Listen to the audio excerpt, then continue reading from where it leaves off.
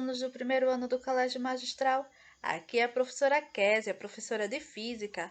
Na aula de hoje, vamos começar o estudo dos movimentos circulares. Vamos lá? Então, os movimentos circulares estão presentes em nossas vidas desde muito cedo, iniciando, pelo carrinho de bebê, certo? Aí você vai crescendo, começa a usar os triciclos, aprende a andar de bicicleta e, mais uma vez, os movimentos circulares estão presentes e são, essenciais para o desenvolvimento da humanidade. Para os mais corajosos, temos aqui a roda gigante, só para os mais corajosos. E com o passar do tempo, atualmente nem tanto, Mas, há anos atrás, os adolescentes eles ficavam encantados, pelos CDs de música e tudo mais.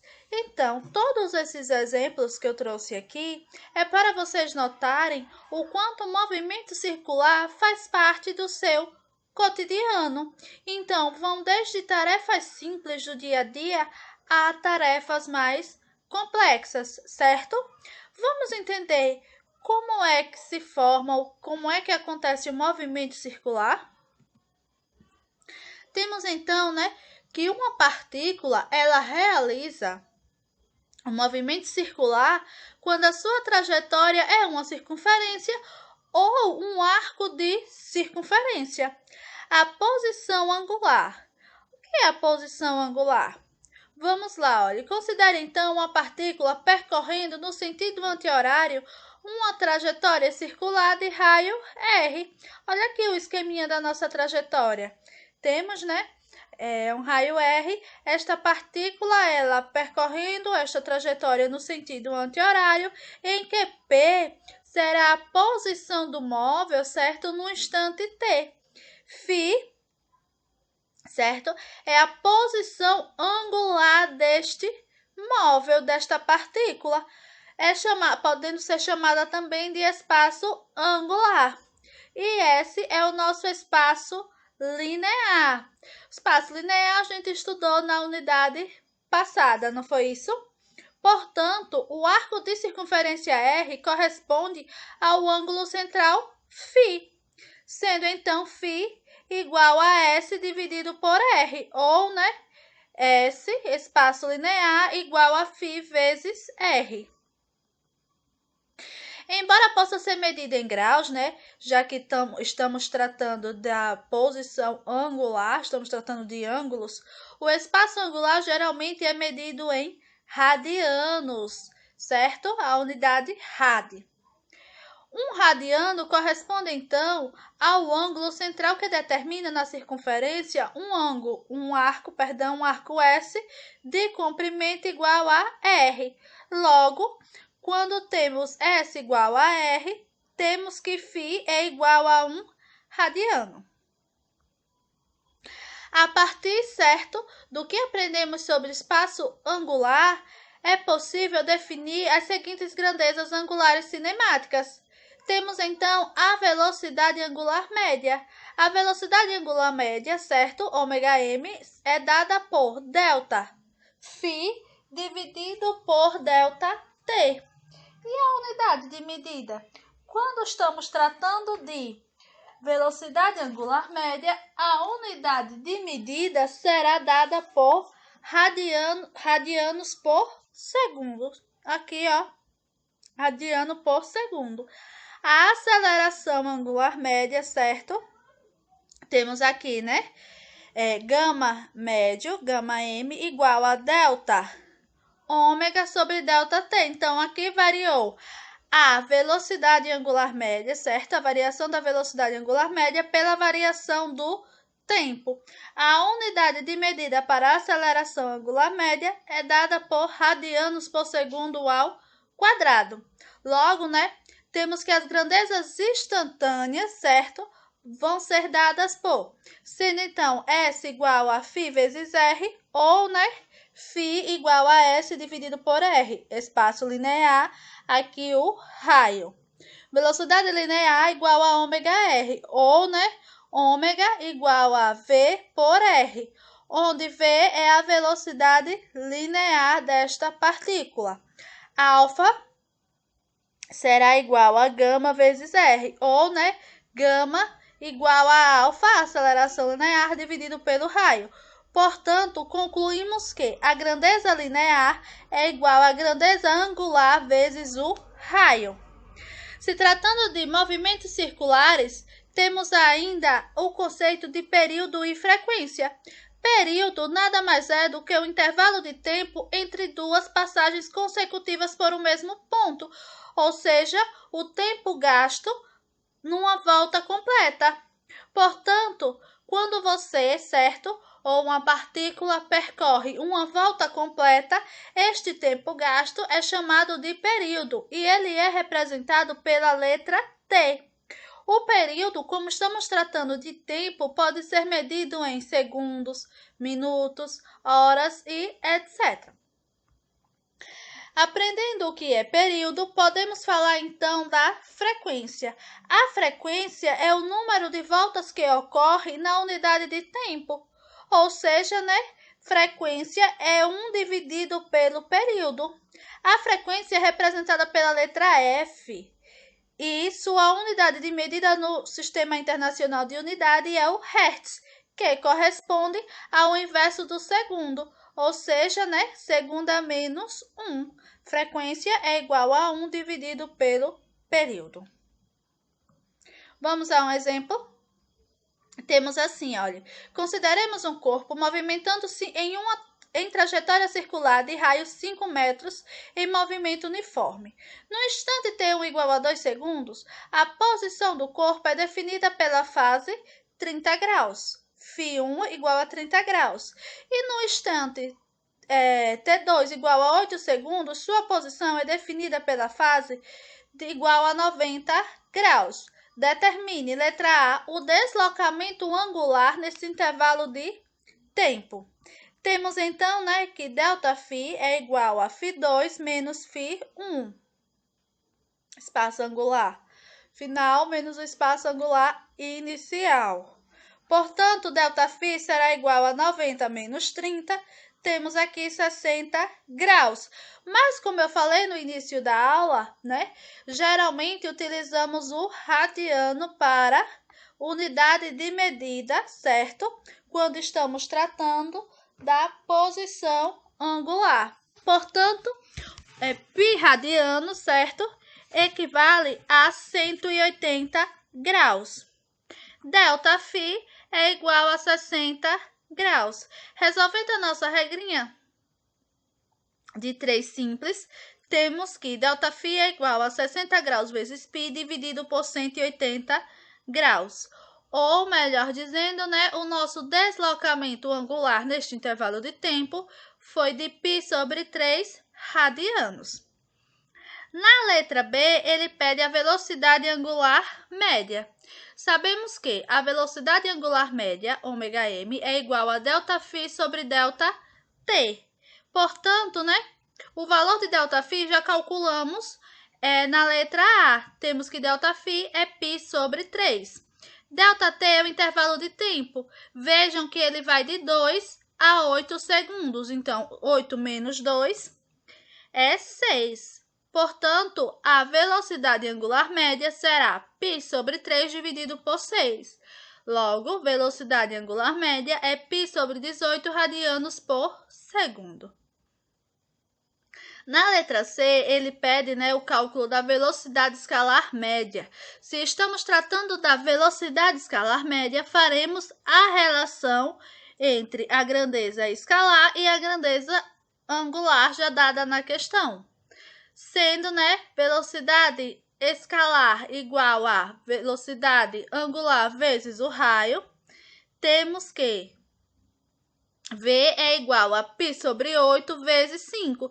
Por quê? Porque na questão ele disse, que a trajetória era circular e de raio 5 metros. Portanto, a velocidade escalar média é igual a 5π dividido por 18 metros por segundo. Agora, faremos a correção da atividade do dia 10/6/2020. Essa atividade está lá na página 23. Vamos lá? Questão 6 diz assim, olha. Do alto de um prédio de 40 metros de altura, um projétil é disparado com velocidade inicial de 50 metros por segundo, formando um ângulo de 37 graus acima da horizontal. Adotando G igual a 10 metros por segundo ao quadrado, seno de 37 igual a 0,6 e cosseno de 37 igual a 0,8, determine a altura máxima atingida em relação ao solo em metros. Temos aqui, né, o nosso esqueminha, certo? Esse projétil ele foi lançado a partir de uma altura de 40 metros e formou um ângulo de 37 graus acima da horizontal.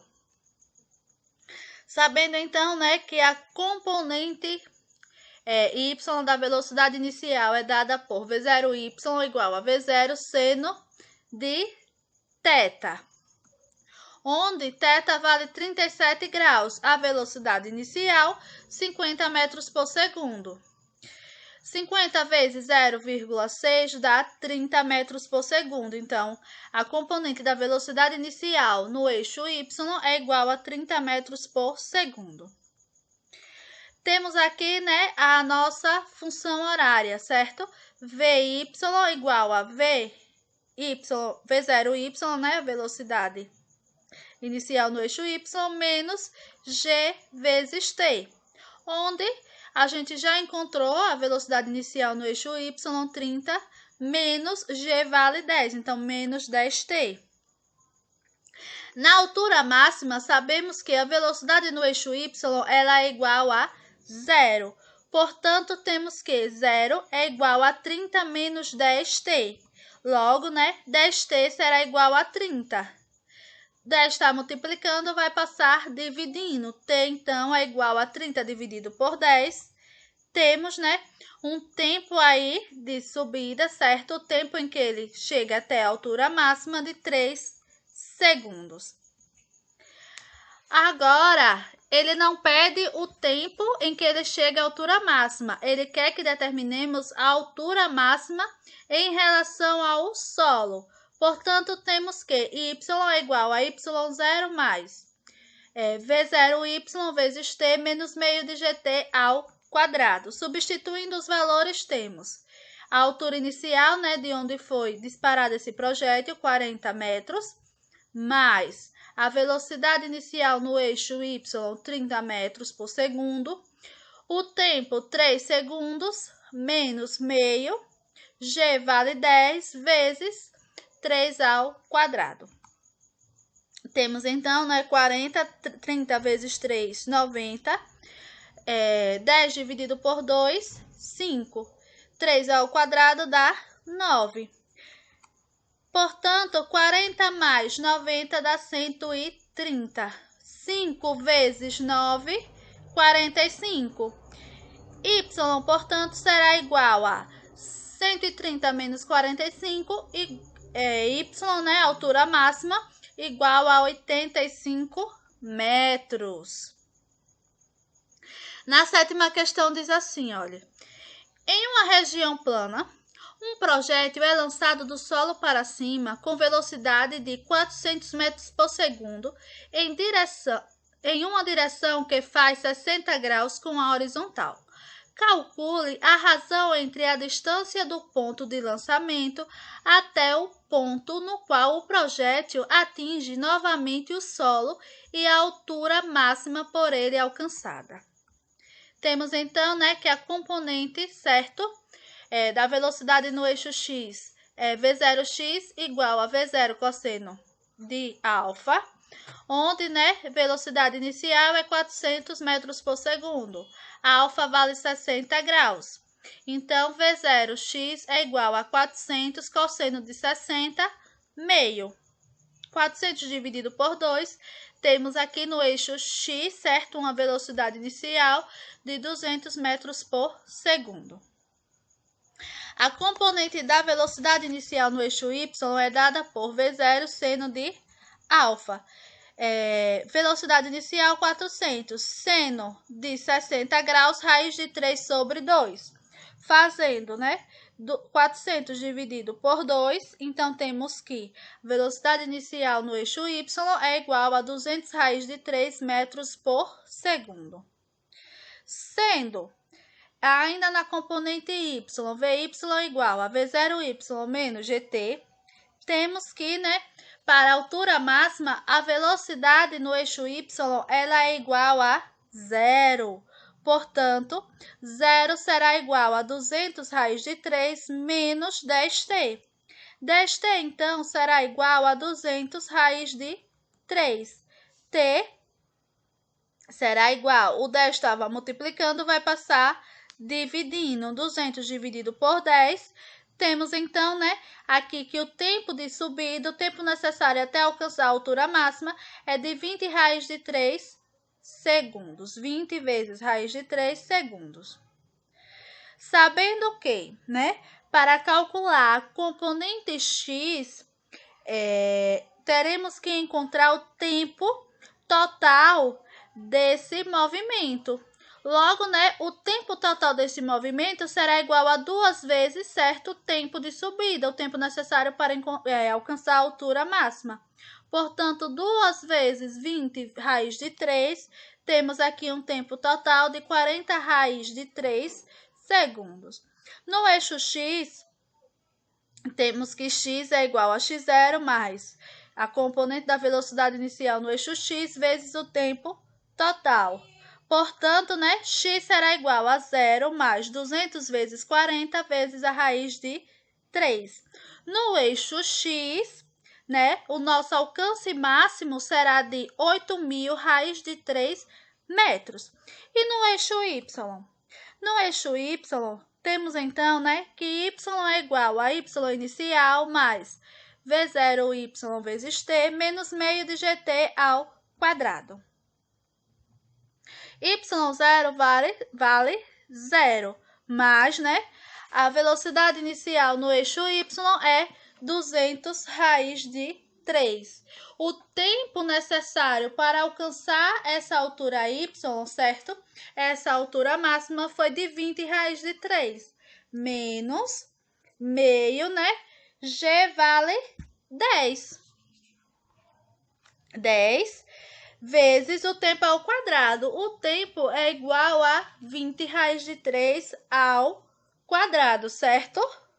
Fazendo as continhas, né, temos o seguinte, olha, 20 vezes, raiz de 3 vezes raiz de 3 é 3, 200 vezes 20 dá 4.000, menos 10 dividido por 2 dá 5. 20 ao quadrado dá 400, raiz de 3 ao quadrado dá 3. Fazendo, então, 4.000 vezes 3, temos 12.000. 5 vezes 400 vezes 3 dá 6.000. Portanto, né, eu tenho aqui no eixo y uma altura máxima, né, de 6.000 metros. Como ele quer a razão, certo? Entre a distância do ponto de lançamento até o ponto no qual o projétil atinge novamente o solo e a altura máxima por ele alcançada, temos então, né, que a razão será x dividido por y. Logo, né, a razão será igual a 8.000 raiz de 3 dividido por 6.000. Simplificando, certo, a nossa equação, temos então que essa razão será dada por 4 vezes a raiz de 3 dividido por 3. 4 vezes a raiz de 3 dividido por 3 é aproximadamente 2,3. Temos então, né, na página 24, a questão 8, que diz assim, olha. Até os experimentos de Galileu Galilei, pensava-se que, quando um projétil era arremessado, seu movimento devia-se ao ímpetus, o qual mantinha o projétil em linha reta e com velocidade constante. Quando o ímpetus acabasse, o projétil cairia verticalmente até atingir o chão. Galileu demonstrou que a noção de ímpetus era equivocada. Consideremos que um canhão dispara projéteis com velocidade inicial de 100 metros por segundo. fazendo um ângulo de 30 graus com a horizontal. 2 artilheiros calcularam a trajetória de um projétil. Um deles, Simplício, utilizou a noção de ímpetos. O outro, Salviati, as ideias de Galileu. Os 2 artilheiros concordaram apenas em uma coisa: o alcance do projétil, certo? Considere então raiz de 3 aproximadamente, certo? Igual a aproximadamente 1,8 e g igual a 10 metros por segundo ao quadrado. Despreze a resistência do A. Aí na letra A ele pergunta qual é o alcance do projétil. Temos aqui, né, duas hipóteses. Temos a hipótese de primeira proposta por Galileu, certo? Sendo a velocidade inicial de 100 metros por segundo, o ângulo de 30 graus. Como falei anteriormente, raiz de 3 é aproximadamente 1,8 e g 10 metros por segundo ao quadrado. Galileu ele propôs o seguinte esquema, certo? Em que, né, aqui estaria a nossa altura máxima, certo? Na altura máxima, a velocidade deste corpo no eixo y é igual a 0, pois está agindo sobre ele unicamente a aceleração da gravidade. E, né, a distância total, certo? O alcance total será a distância deste corpo, deste objeto. Aqui é a hipótese de Galileu. Vamos então verificar agora a hipótese do ímpetus. Aí, pronto. Em que, né, tínhamos aqui uma altura h, formando assim um ângulo de 30 graus com a horizontal, onde seu alcance máximo era dado pela letra D, distância, né? Na hipótese de Galileu, temos, né, que x é igual a x0 mais a componente da velocidade inicial no eixo x vezes o tempo. Logo, né, para x0 igual a 0, temos que x é igual a velocidade inicial no eixo, velocidade inicial do corpo vezes o cosseno de alfa vezes o tempo, certo? Apenas substituímos os valores que já tínhamos proposto nos exercícios anteriores. Sendo, né, então, sem a velocidade inicial, cosseno de 30 graus, raiz de 3 sobre 2, vezes o tempo. Temos, então, que x, né, será igual a 100 vezes raiz de 3, vale 1,8. Então, 1,8 dividido por 2. Portanto, x é igual a 90 vezes o tempo. Mas que tempo é esse? Como podemos encontrar o tempo? Sabemos o seguinte, olha, que a velocidade, certo? Na altura máxima, no eixo y, ela é igual a 0, né? Sendo, então, Vy igual a V0 seno de alfa menos GT, certo? E Vy igual a 0, temos 100 vezes meio menos 10t.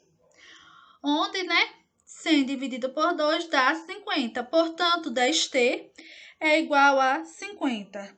O 10 estava multiplicando, vai passar dividindo. 50 dividido por 10, temos aqui um tempo igual a 5 segundos. Esse tempo é o tempo necessário para alcançar a altura máxima. Portanto, o tempo total é 2 vezes, certo? Este tempo para alcançar a altura máxima, 2t. Logo, o tempo total é igual a 10 segundos. Substituindo aqui na nossa fórmulazinha que encontramos anteriormente para o eixo x, 90 vezes 10, temos então, né, que esse alcance é de 900 metros, certo? Na letra B, pede a altura máxima alcançada pelo projétil segundo os cálculos de Simplício. Temos que na altura máxima, Vy é igual a 0 e o tempo é 5 segundos. Substituindo na fórmula, temos então que y é igual a 0 mais 50 vezes 5 menos meio vezes 10 vezes 5 ao quadrado. Y, então, será 50 vezes 5 dá 250. 10 dividido por 2, 5. 5 ao quadrado dá 25. Portanto, né, a altura máxima será igual a 250 menos 125. Temos uma altura máxima de 125 metros. Já na letra C, ele pede a altura máxima alcançada pelo projeto calculada por Salviati. Temos aqui, né, a hipótese dele, certo? O gráficozinho, onde, né, sabemos que a tangente do ângulo θ, certo? No caso aqui, 30 graus, será igual a H dividido por D. Logo, né, temos que tangente de 30 dá a raiz de 3 sobre 3, igual a H', certo? Porque aqui estamos tratando de outra altura. Encontramos a primeira altura máxima, que é a segunda altura, certo? Dividido pela distância. A distância encontramos na letra A, 900. Fazendo, então, raiz de 3 igual a 1,8. Temos 1,8 dividido por 3 igual a H' dividido por 900. 3H' é igual a 1.620. Portanto, né, a nova altura máxima será igual a 1.620 dividido por 3. Teremos uma altura máxima de 540 metros. Espero que tenham compreendido e até a próxima.